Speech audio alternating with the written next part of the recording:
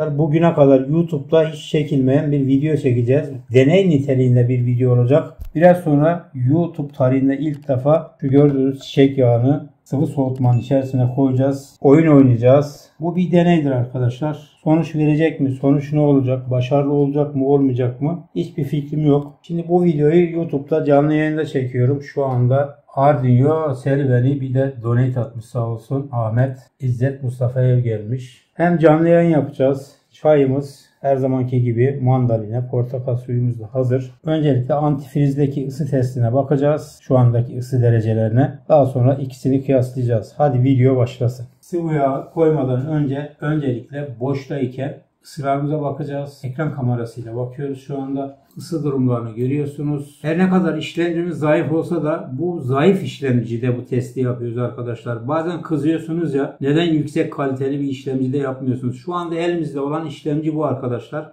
Yüksek kaliteli işlemcileri bu işlerde kullanmak istemiyorum. Yani bu paranın yok zamanında 30-40 milyarlık bir işlemciyi getirip burada test yapacağım diye bozmanın bir anlamı yok. Şu andaki bizim işlemcimiz burada yazıyor zaten. Intel Pentium G4400.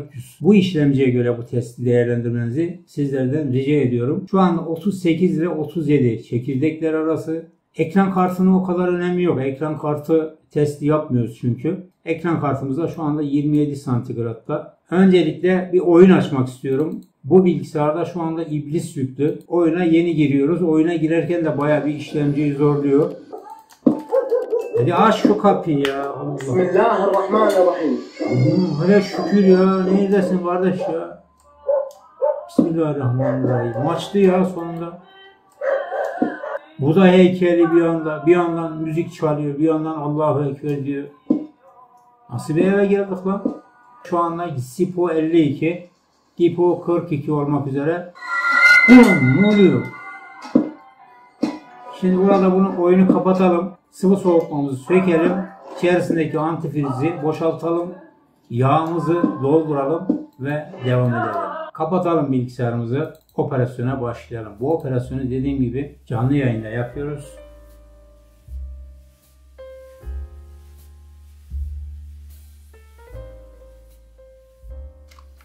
Termo modülümüz idare eder arkadaşlar. Islak daha. Şurada gizli bir tıpa var. Onu çıkarıyoruz. Ve özel bir vida var. Onu sökmemiz gerekecek. Tıpasını açtık. Evet, vidaların hepsini söktük. Kesinlikle kir, tortu vesaire burada oksitlenme falan olmamış. Ama antifriz gerçekten korumuş bunu. Yaklaşık 8-9 ay oldu. Belki de 10 ay oldu. 10 aydır kesinlikle bozulma olmamış burada. Yeşil bir renk antifriz koymuştuk. Halen daha yemyeşil duruyor.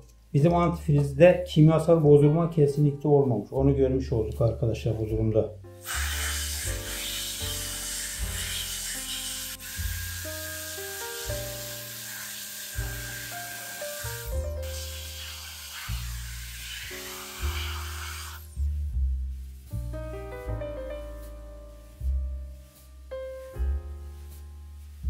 İkinci şırıngayla basıyoruz. Ara ara hava boşluğunu almamız gerekiyor. Yoksa geriye tepiyor.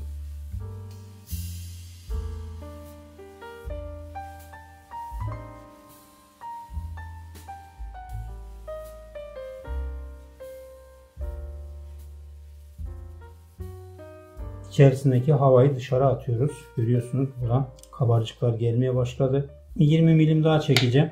Bu deneyi YouTube'da ilk defa biz yapıyoruz. Yerli yabancı kimse yapmadı. İlk defa Necdet Delioğlu kanalında görüyorsunuz arkadaşlar. Geriye gelmeye başladı. Tamamdır. Şimdi vidasını takalım. Testimiz başlasın.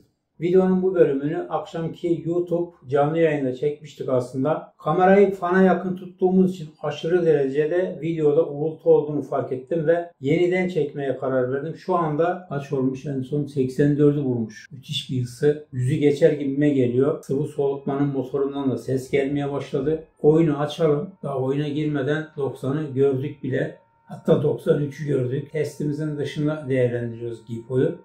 Yani ekran kartıyla ilgilenmiyoruz. O zaten çok iyi. Fanları dönmediği halde 38 santigrat. İşin kısası bu tarz soğutucularda çiçek yağı sınıfta kaldı diyebilirim. Baştan da söylediğim gibi bu yaptığımız olay bir deneydir. En azından kafamızdaki bu sıvı yağla sıvı soğutma çalışır mı sorusunun cevabını bulmuş olduk. İyi de oldu. Epeyden beri kafama takılıyordu. Acaba sıvı soğutucuya çiçek yağı koysak nasıl hareket eder? Zeytinyağı koysak değişir mi? Zannetmiyorum. Çünkü aşağı yukarı kıvamları aynı gibi. Motor yağı denemek lazım. Yorumlara yazabilirsiniz. Yani hangi sıvıyla burada performans alırız, aşağıda yorumlara yazmanızı bekliyorum arkadaşlar. Yani normal çeşme suyu koysaydık muhtemelen 50'yi zor geçerdi. Fazla da zorlamanın bir anlamı yok. Videoyu burada kapatalım arkadaşlar. Umarım faydalı bir video olmuştur. Şöyle kısaca bir özetleyecek olursak yorumlarınızı bekliyorum.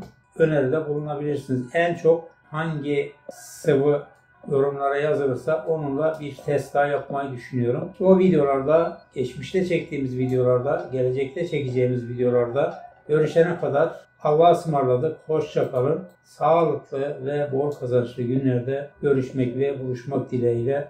Hoşça kalın. Sıvı yağ sınıfta kaldı. Boşu boşuna uğraşmayalım.